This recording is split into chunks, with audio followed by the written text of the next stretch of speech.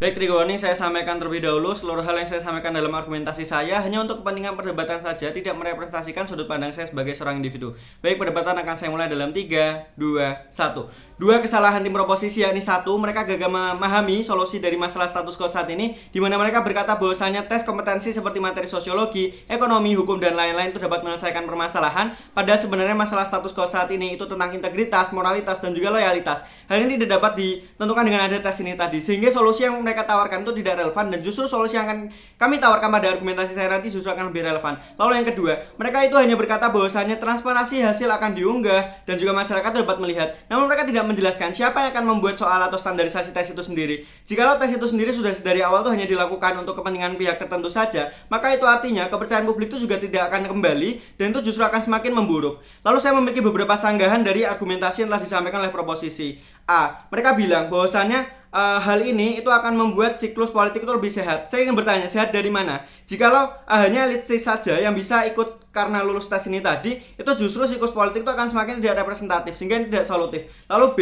mereka berkata bahwasannya tes ini itu akan mengembalikan kepercayaan publik. Padahal di sini rakyat itu tidak akan lebih percaya hanya karena seseorang itu punya sertifikat mampu atau lulus ini tadi. Kepercayaan itu datang dari keterwakilan, rekam jejak, transparansi, dan juga tanggung jawab setelah pemerintah itu menjabat, sehingga ini menjadi poin yang seharusnya penting. Lalu C, jika mereka bilang bahwasannya publik itu justru akan menjadi tidak peduli karena sudah hilang kepercayaan, maka itu tidak sepenuhnya benar. Kenapa? Karena mereka itu tidak akan seirasional itu untuk tidak memedulikan siapa pemimpin mereka yang dimana itu artinya mereka mempertaruhkan hidup mereka dengan dipimpin oleh pemimpin yang mungkin tidak berkompeten, maka tidak mungkin mereka tidak mempedulikan hal ini. Lalu masuk pada beban pembuktian saya sebagai oposisi di sini, yakni satu, mengapa mewajibkan kandidat politik untuk lolos tes kompetensi politik agar dapat mencalonkan diri itu tidak dapat dijustifikasi. Lalu yang kedua, mengapa hal ini itu justru akan lebih memberikan dampak buruk daripada dampak baik. Saya sepakat terlebih dahulu terkait dengan definisi yang telah disampaikan,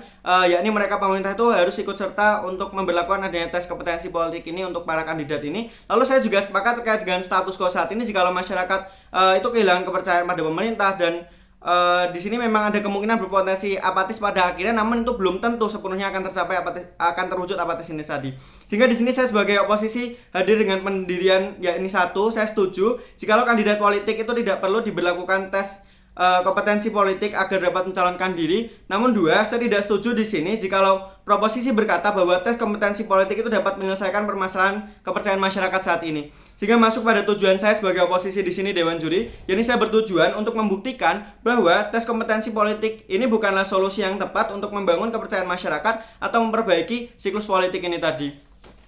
Jika masuk pada mekanisme yang kami bawakan sebagai oposisi, yakni satu, para calon kandidat politik itu tidak perlu diwajibkan atau melakukan tes kompetensi politik tadi. Lalu dua, para calon kandidat itu justru akan diwajibkan untuk mengunggah rekam jejak mereka, visi misi itu tadi ke dalam web yang dari pemerintah agar transparansi sebenarnya itu justru dapat terwujud. Kenapa? Karena publik itu bisa melihat secara langsung siapa sih yang memang nanti akan memimpin mereka atau menjadi calon, sehingga mereka dapat mempertimbangkan lebih lanjut siapa yang akan mereka pilih. Lalu tiga, penilaian apakah mereka layak atau dipilih itu kembali lagi itu dilakukan oleh rakyat pada waktu pemilihan yang dilaksanakan tanpa adanya berlakunya tes ini tadi. Sehingga masuk pada argumentasi saya hadir dengan dua argumentasi, yakni satu, bagaimana kondisi status quo saat ini. Saat ini masyarakat tuh hilang kepercayaan dengan pemerintah karena seringkali pemerintah itu mengambil kebijakan yang justru menguntungkan kelompok elit. Itu berarti apa? Itu artinya harus ada sistem yang transparan dan juga adil agar masyarakat itu dapat kembali kepercayaan pada pemerintah, dan pemerintah di sini juga harus berfokus bahwasanya ia menyadari tugasnya adalah untuk mewakili rakyat.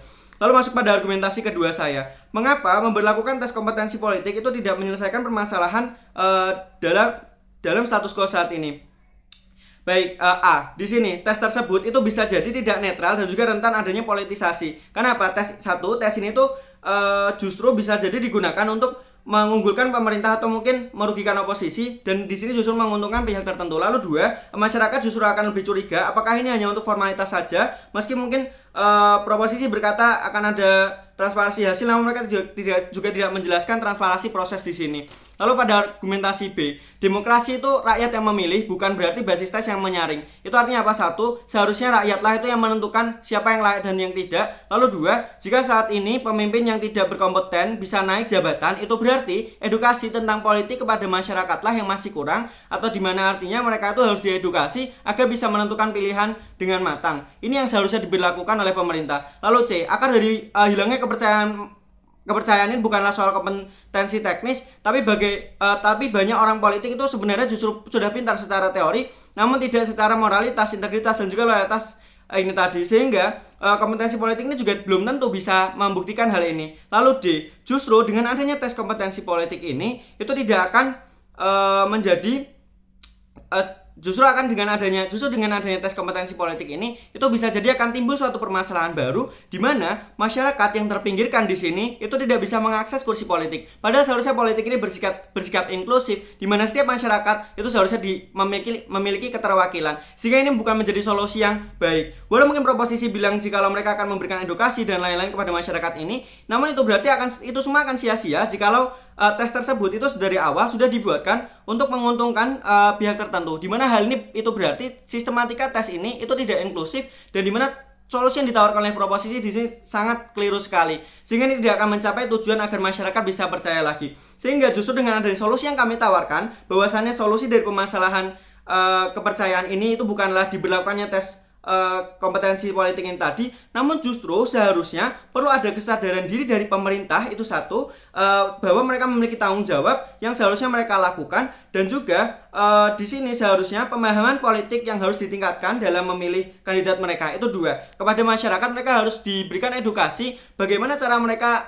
menilai tentang siapa seharusnya yang mereka pilih dengan layak, dengan beberapa standarisasi seperti siapa yang memiliki visi misi yang baik, lalu siapa yang memang memiliki orientasi yang baik pula. Itu seharusnya yang diberikan edukasi tentang hal-hal yang tadi. Apa kepentingan dari mereka yang pilih itu nanti itu akan terlibat di bidang apa saja sebagai pemerintah, itu yang seharusnya diberlakukan. Justru dengan adanya solusi ini, itu kepercayaan masyarakat itu juga justru akan kembali di sisi kami. Maka dari itu tujuan dari oposisi sekaligus proposisi yang ingin mencapai kepercayaan ini tadi itu justru dapat terwujud di sisi kami nih tadi. Sehingga maka dari itu saya bangga menjadi oposisi.